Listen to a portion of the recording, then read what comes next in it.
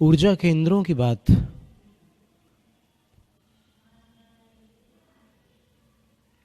वर्तमान में सुनाई पड़ती है। चक्र की बात करते हैं योग दर्शन वाले, कुंडलिनी की बात करते हैं डिवाइन लाइफ सोसाइटी वाले, और रेकी वाले 7 चक्रों की चर्चा के साथ 21 लघु चक्रों की भी बात करते हैं। 7 चक्र तो प्रसिद्ध है, भारतीय लोग जानते ही हैं। नीचे से ऊपर की ओर मूलाधार, स्वाधिष्ठान, मणिपुर, अनाहत, विशुद्धि, आज्ञा और सहस्रार। क्रिस्टेलिया मैरी ने इन 7 के अतिरिक्त कुछ चक्र सहस्रार के ऊपर भी स्वीकार किए हैं। अष्टम चक्र, नवम चक्र, ऐसे चक्रों का उन्होंने वर्णन किया है।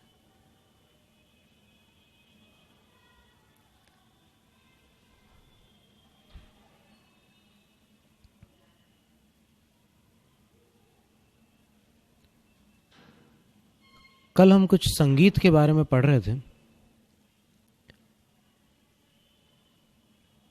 तो पता चला कि ध्वनि की तरंगों में बड़ी विचित्र क्षमता होती है। एक स्वर के बाद दूसरा, दूसरे के बाद तीसरा, फिर चौथा, ऐसे 7 स्वरों वाले भी राग होते हैं, कुछ 6 स्वरों वाले भी होते हैं, 5 स्वरों वाले भी होते हैं। उनके परिणाम बिल्कुल अलग अलग होते हैं। एक राग से बरसात गिरने लग जाती है और दूसरे राग से दीपक जलने लग जाते हैं। बादशाह अकबर के समय उनके 9 रत्नों में एक संगीत सम्राट तानसेन थे।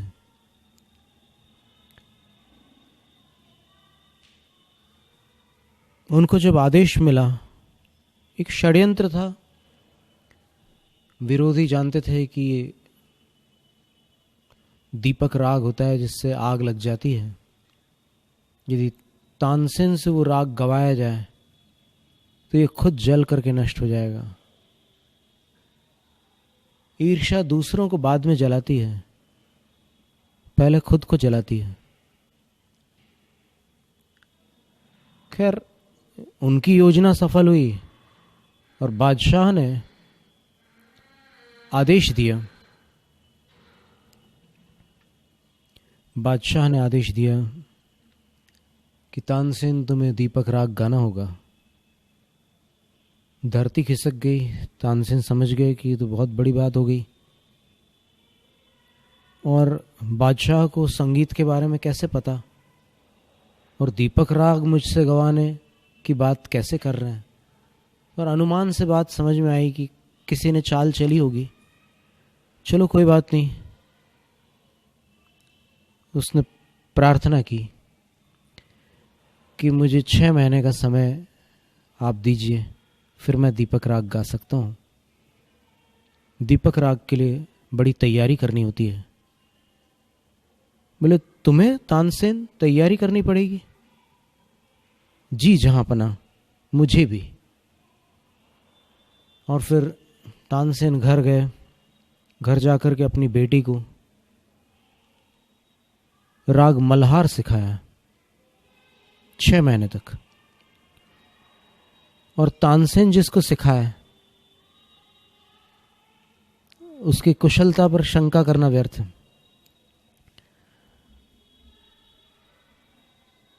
दीपक का बिल्कुल अभ्यास नहीं किया तानसेन ने। क्योंकि इतने बड़े संगीतकार की रग रग में वो विद्या, वो ज्ञान भरा हुआ था कि जब आवश्यकता पड़ती तो फिर वो विद्या प्रकट हो जाती। और 6 माह बाद जब तानसेन घर से निकला, बेटी से कहा कि बेटी, इतने समय पर मैं प्रारंभ करूंगा और तुम भी यहां से प्रारंभ कर देना। वैसा ही हुआ। तानसेन ने जैसे दीपक राग गाया तो वहाँ सारे दीप प्रज्वलित हो गए और उनके अंदर भी दाह उत्पन्न हो गई। बादशाह मान गए कि ये एक सच्चा संगीतकार है, क्योंकि षड्यंत्रकारियों ने कहा था कि जो दीपक राग नहीं गा सकता वो सच्चा संगीतकार नहीं है। लेकिन वहाँ सचमुच वैसा ही हुआ। और उधर उन्होंने जो मल्हार गाया तो पूरी नगरी पर बादल छा गए और बरसात गिरने लगी। यहाँ तानसेन ने अपनी बंदिश पूर्ण करके बरसात में खड़े होकर के उस ठंडक का सेवन किया, लेकिन तो भी कई दिनों तक उनके अंदर वो दाह सुलगती रही। कई दिनों तक वो ऐसे छटपटाते रहे, पानी मिल जाए, पानी मिल जाए।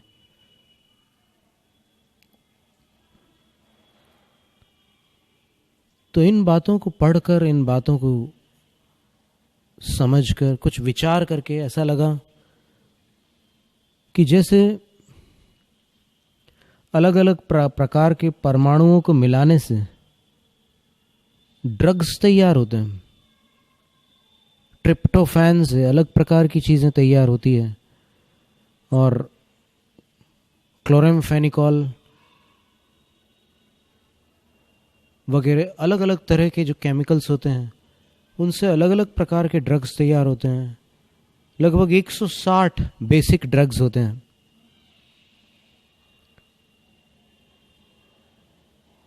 जो शुरू में फार्माकोलॉजी में पढ़ाया जाता है वहाँ पर बेसिकली 160 प्रकार की दवाइयाँ होती हैं।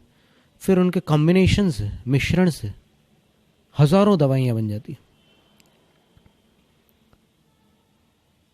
और उन दवाइयों के सेवन से अलग अलग तरह के असर प्रत्यक्ष देखने में आते हैं। अगर कोई कहे कि इन बाहरी वस्तुओं का अपने ऊपर क्या असर पड़ सकता है, तो ये अतिरंजित कथन कहलाएगा। यानी इसमें अभिमान की अधिकता, अनुभव की शून्यता कहलाएगी। क्योंकि यदि उसमें अपनी क्षमता पर इतना विश्वास है तो नींद की गोली खाकर बिना सोए बतला दे।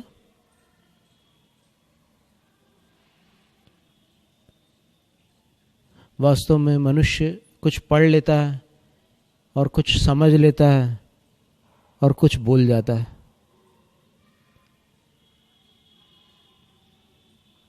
जब प्रयोग के क्षेत्र में जाकर के देखते हैं तब अपनी क्षमता का यथार्थ परिचय मिलता है। मैं कर सकता हूं या नहीं, इसका जवाब तभी मिलेगा जब करके देखोगे। बैठे बैठे या पूछते से, रहने से नहीं मिलता।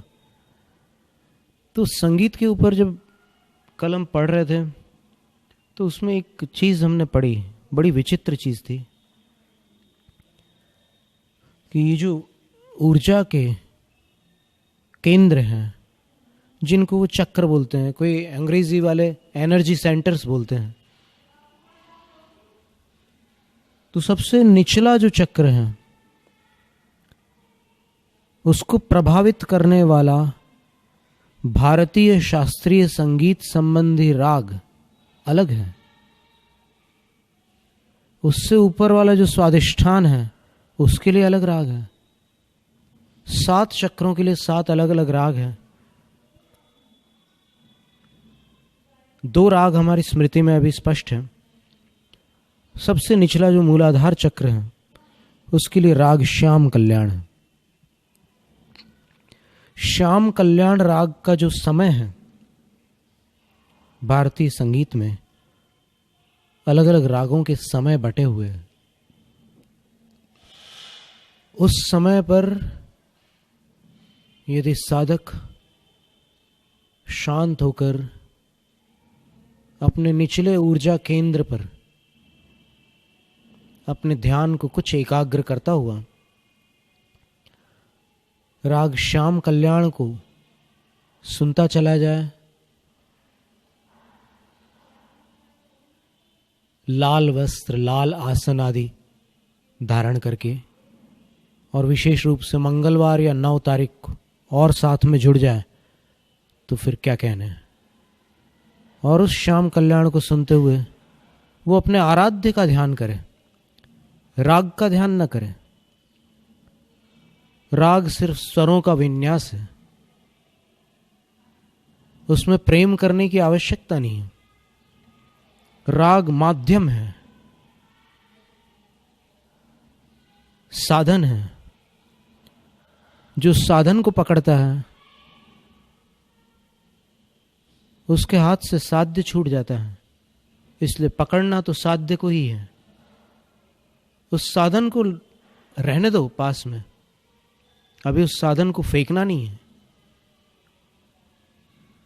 जब तक ऊपर की मंजिल तक नहीं पहुंच जाते तब तक सीढ़ियों को छोड़ा नहीं जा सकता। और पूरी मंजिल जो होती है ऊपर वाली, ऐसे चारों ओर आप चल करके जा सकते हैं, लेकिन सीढ़ियों वाला जो भाग होता है वहां चल करके नहीं जा सकते, चढ़ करके जा सकते हैं। तो ये एक संदेश है। किसी ने कहा है कि सिर्फ सीढ़ियों पर चढ़ाई क्यों होती है, बाकी जगह तो चलने से काम हो जाता है, सीढ़ियों पर चढ़ने की स्थिति क्यों बनती है? तो बोले जब ऊपर जाना होता है, अपने स्तर से ऊपर वाले स्तर पर जाने के लिए चलना पर्याप्त नहीं है, चढ़ना अनिवार्य है। इसलिए वहां पर पसीना भी आ सकता है, श्वास भी फूल सकती है, थकान भी आ सकती है, रुकना भी पड़ सकता है, मेहनत हो सकती है, पर उससे घबराने वाला ऊपर जा नहीं सकता। और जीवन की इमारत में लिफ्ट नहीं होती, जीवन की इमारत में सिर्फ सीढ़ियां होती हैं। तो ऐसी स्थिति में राग श्याम कल्याण संगीतकार रविंद्र जैन ने संभवतः जैन परंपरा के 24 तीर्थंकरों के विषय में एक पुराने कवि ने 4 पंक्तियां लिखी थी। उनके नामस्मरण को लक्ष्य करके 24 भगवंतों के नाम उन्होंने उन 4 पंक्तियों में समाविष्ट किए, जिनको रविंद्र जैन ने हारमोनियम, तबले पर राग श्याम कल्याण में प्रस्तुत किया। लगभग राग श्याम कल्याण जैसी ही वो धुन है। संभव है उसमें कुछ अंतर भी हो, लेकिन वो तर्ज कुछ इस प्रकार की है।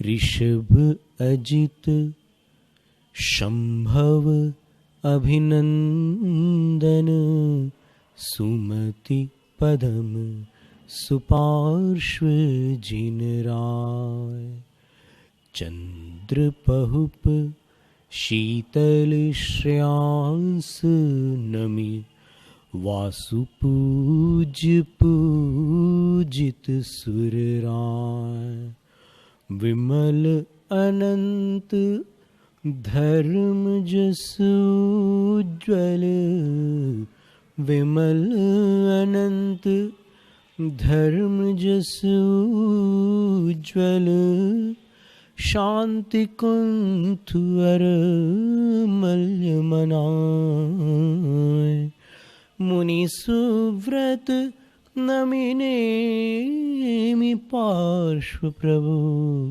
वर्धमान पद पुष्प चढ़ाए, वर्धमान पद पुष्प चढ़ाए। इस राग में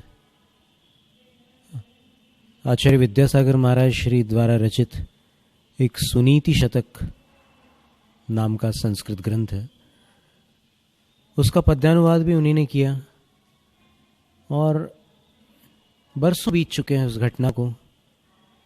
उन्होंने एक बार न जाने कैसे किस मनोदशा में ये 4 पंक्तियां लिखी होंगी कि जहाँ पर वो भक्ति की एक विचित्र धारा में प्रवाहित हो गए और अनजाने में हमने जब इसकी धुन बनाना चाहिए, बनाना भी नहीं चाहिए, वो बन गई, तो वो कुछ इस प्रकार थी।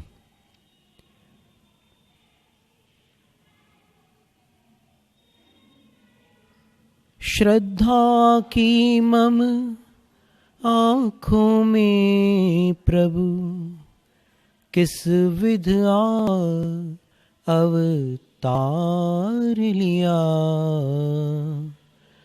कण भर होकर मन यह मेरा, गुरुतम तुमको धार लिया,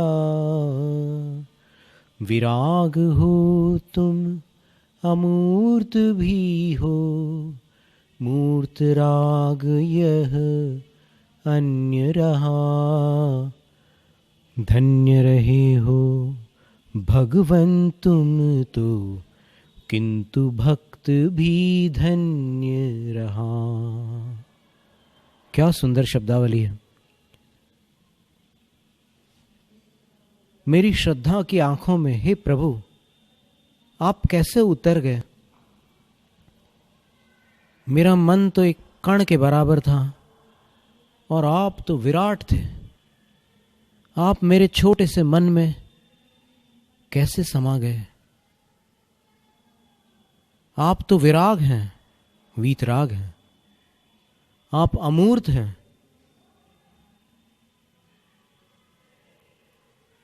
और मुझ में तो राग है, धर्मानुराग है। मैं मूर्त हूं, अभी मैं शरीर में जकड़ा हुआ हूं। तो आप में और मुझ में बड़ी भिन्नता है। आप भगवान हैं, मैं भक्त हूं। आप तो धन्य हैं, लेकिन आपका भक्त जो बन गया वो भी धन्य है। तो इस तरह ये तो एक भक्ति रस की बात हुई। अगर भक्ति रस में कोई चला जाए, ज्ञान की गहराइयों में डूब जाए या ध्यान में लीन हो जाए, तीनों प्रकार से वो पवित्र बन सकता है। एक भक्ति मार्ग है, ज्ञान मार्ग है, ध्यान मार्ग है।